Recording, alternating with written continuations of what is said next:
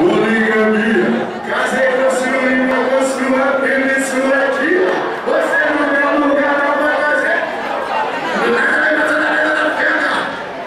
Tu me verifica se ele não vai levar.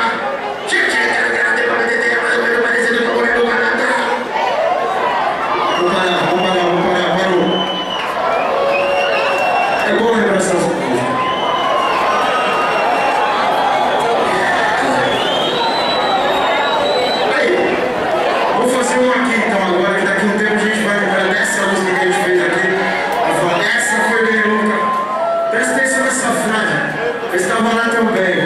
Um dia tudo isso vai virar história.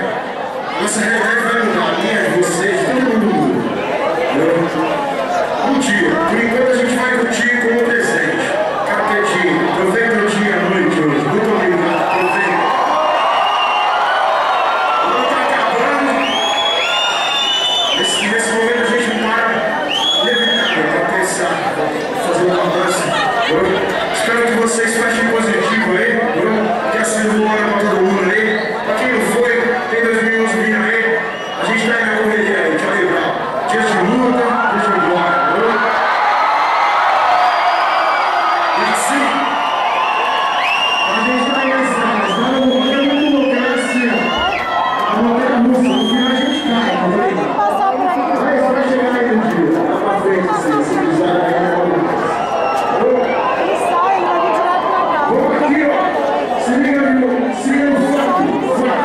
E você tá aqui hoje. A gente escreveu mais essa página desse canal muito louco, esse livro muito louco chamado A Vida dos Capitais. Os seus malucos que acompanham sua família brasileira. Então saiba que hoje aqui, maluco, na boa, sem brincadeira, sem lero-lero. Você tá fazendo história junto com a gente. Tá de verdade.